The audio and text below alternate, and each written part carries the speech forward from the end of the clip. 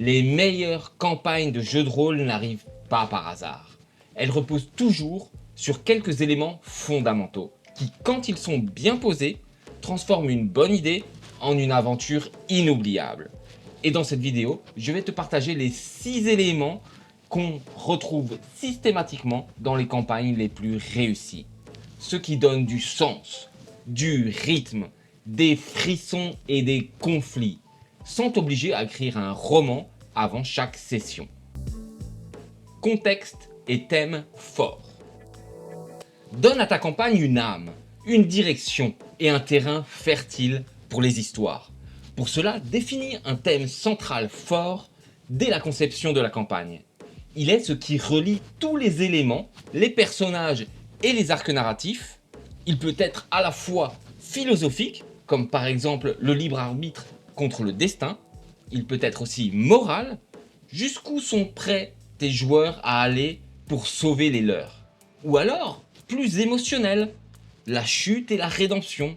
Il agit comme un prisme à travers duquel tu vas présenter les conflits, les dilemmes, les révélations. Par exemple, lors de ma dernière campagne ayant pour thème la corruption, les artefacts étaient puissants mais maudits. Les héros tombaient peu à peu. Ainsi, leur choix devenait beaucoup plus ambigu. Il te faudra aussi créer un contexte géopolitique ou historique riche, même s'il reste en arrière-plan.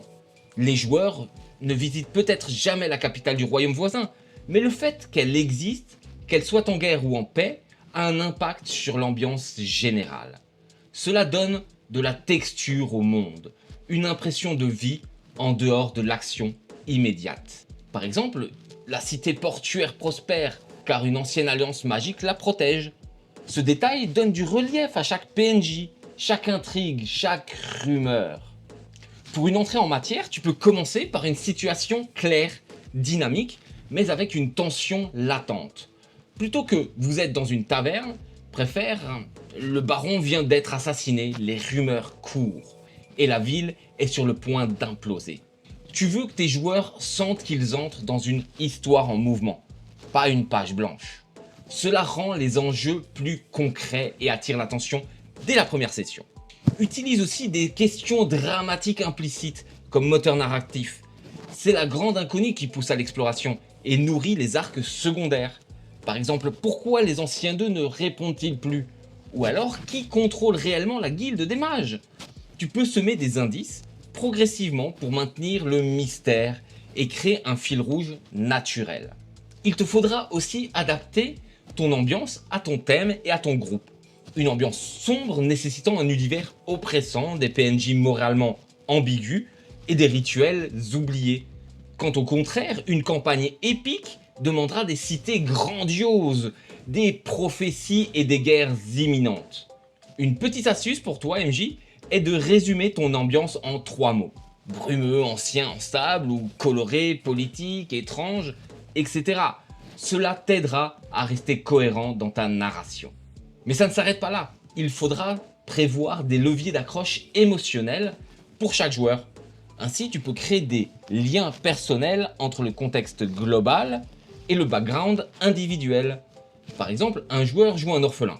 Et si la guerre qui a détruit son village est liée au conflit principal? Cela donne du sens aux arcs individuels et facilite leurs intégrations dans la campagne. Choix et décisions significatives. Donne à tes joueurs le pouvoir de changer le monde et les conséquences qui vont avec. Ainsi, le choix est la sensation que le monde réagit aux actions des personnages. Tes joueurs ne veulent pas être de simples spectateurs, ils veulent voir l'impact de leur choix, qu'il soit bon ou mauvais. Chaque décision, aussi banale qu'elle puisse paraître, devrait avoir une potentielle conséquence. Par exemple, négocier avec un bandit local pour éviter un combat peut faire qu'il revienne 10 sessions plus tard avec une armée ou avec des informations capitales. Tu devrais aussi proposer des choix vraiment significatifs, pas juste entre 2 couleurs de potion. Un bon choix narratif implique une perte, un sacrifice ou un risque. Si tout est réversible ou sans impact, les joueurs décrochent. Un exemple simple est choisir entre sauver un village ou un membre du groupe capturé. L'émotion vient du fait qu'ils ne peuvent pas tout faire. Évite aussi les faux choix ou les rails trop visibles. Si quoi qu'il arrive, l'histoire reprend le même chemin, tes joueurs le ressentiront. Crée donc plusieurs directions possibles, même si elles finissent par se recroiser. Une petite astuce pour toi, MJ, est de préparer des points de divergence dans ta campagne où une décision va reconfigurer les enjeux à venir. Un nouvel ennemi, un changement de faction dominante, etc. Mais lors de ta campagne, il faut aussi que tu démontres à tes joueurs que le monde se souvient de leurs actes. Tu veux qu'un joueur puisse dire c'est à cause de nous si cette ville est en ruine, avec fierté ou regret. Les PNJ changent aussi de comportement. Les cartes évoluent, les rumeurs s'enflamment. Par exemple, après avoir libéré une région d'un tyran, un culte s'organise autour des personnages joueurs et deviennent fanatiques. Afin qu'elles soient palpables, rend visibles les tensions et les conséquences sociales. Le choix ne concerne pas que les grandes décisions, elle vit aussi dans de petites interactions. Un regard échangé avec un garde inquiet, une rumeur qui se répand sur une promesse non tenue. Peut-être même une récompense annulée parce qu'ils ont utilisé une méthode trop brutale. Chaque session devient alors un miroir de leurs valeurs et de leur évolution. Tu peux aussi créer des dilemmes plus que des choix mécaniques. Un bon dilemme oppose deux bons choix ou deux catastrophes. Cela stimule la discussion à la table, pousse à la négociation entre les joueurs et nourrit les sessions suivantes. Par exemple, une tribu innocente abrite un démon sans le savoir. Détruire la menace revient à massacrer des innocents. Faut-il agir ou chercher une autre voie? Arc narratif et progression. Fais vivre à tes joueurs une évolution claire, palpitante et émotionnelle, en structurant ta campagne comme une série de grands arcs narratifs. Un arc étant un ensemble de sessions liées par un enjeu, ou une menace, ou même une révélation. Cela donne un rythme naturel à la campagne. Montée de tension, climax et résolution partielle. Tu peux ainsi utiliser un schéma en 3 actes ou en spirale croissante. Chaque acte doit poser une question et y répondre, tout en ouvrant une nouvelle. Un exemple de campagne pourrait être que l'objectif de l'arc 1 est de retrouver un artefact. L'objectif de l'arc 2 est de découvrir qu'il est une clé d'emprisonnement. L'objectif de l'arc 3 est de gérer ce qui a été libéré. De cette manière, tu offres une progression concrète, perceptible à ta table. Que ce soit en termes de pouvoir, d'influence ou de réputation, les joueurs doivent voir leur impact augmenter. Chaque victoire ou défaite change un peu la carte du monde. De nouvelles zones accessibles, des factions intéressées, un ennemi récurrent qui monte en puissance. Une fois de plus, un exemple pourrait être qu'après avoir libéré un village, les personnages joueurs reçoivent une missive d'un duc. Ils entrent dans le jeu politique régional. Tu peux aussi créer des arcs narratifs, aussi pour les personnages individuels. Chaque joueur a un background. Exploite-le pour faire émerger des intrigues personnelles. Cela donne de la profondeur émotionnelle à la campagne et rend les sessions bien plus intimes.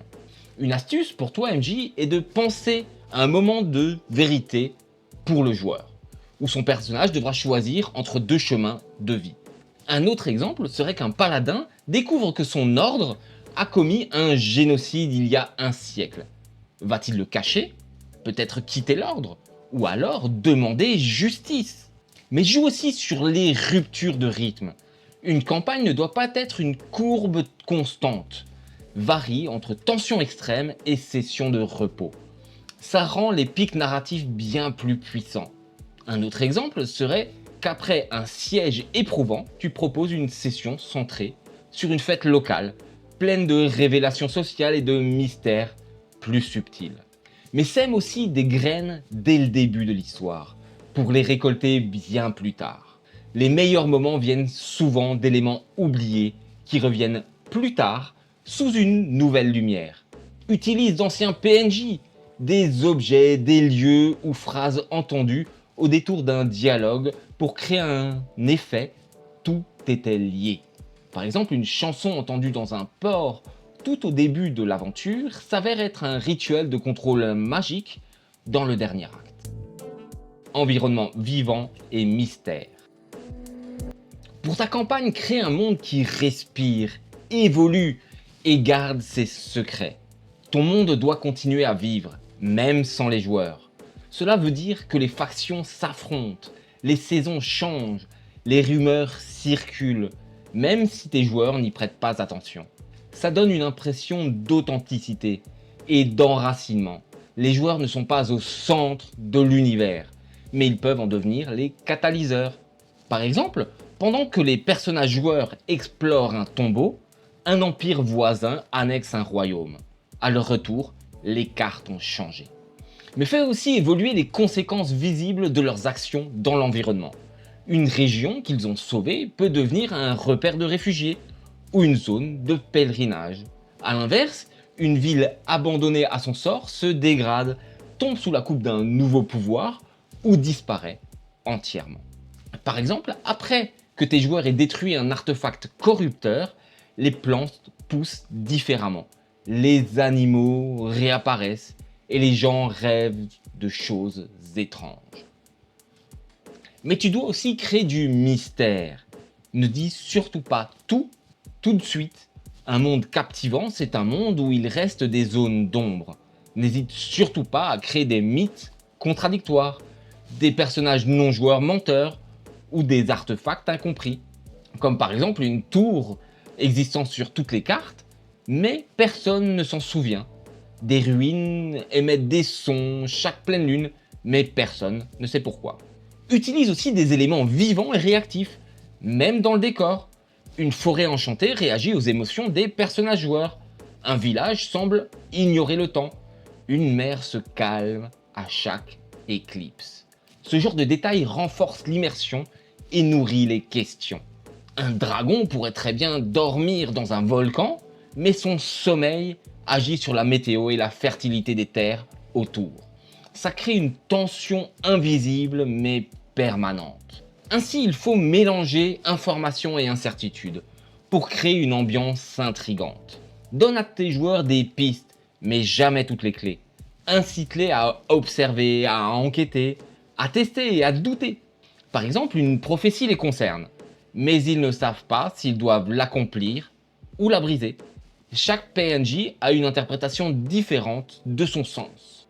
Lors de la préparation de ta campagne, note 3 événements qui arriveront dans le monde avec ou sans eux.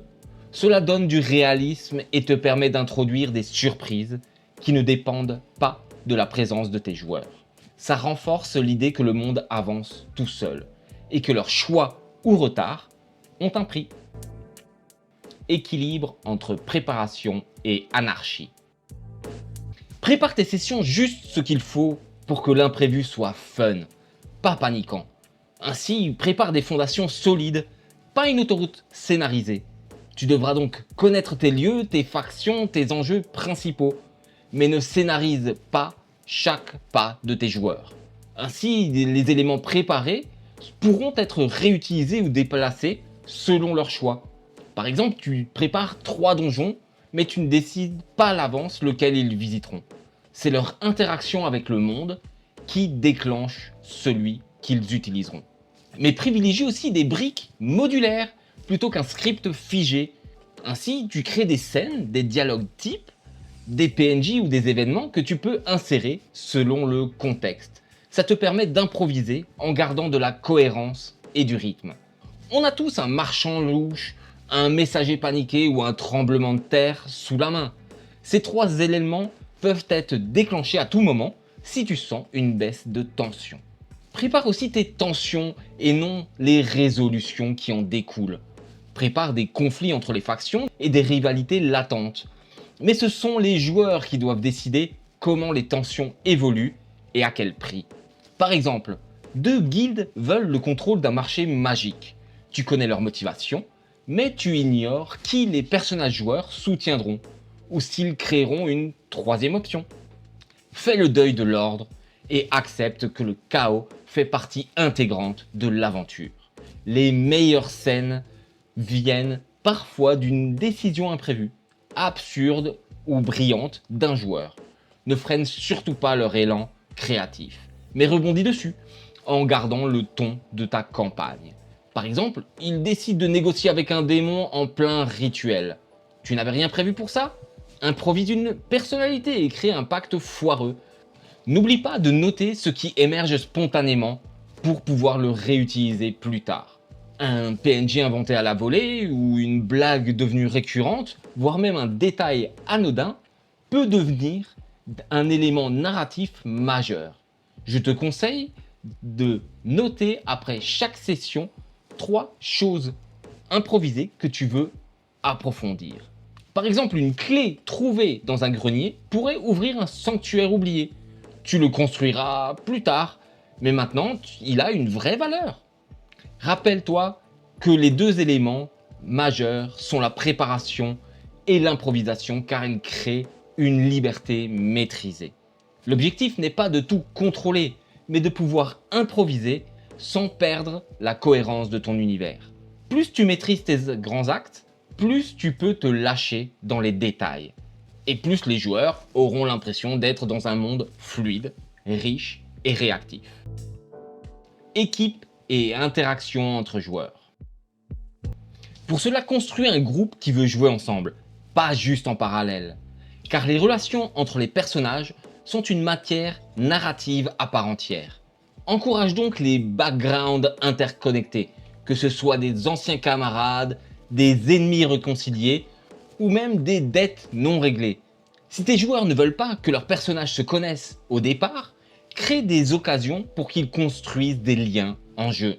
Par exemple, une session de souvenirs partagés où chacun raconte un moment de sa vie, où des coïncidences émergent.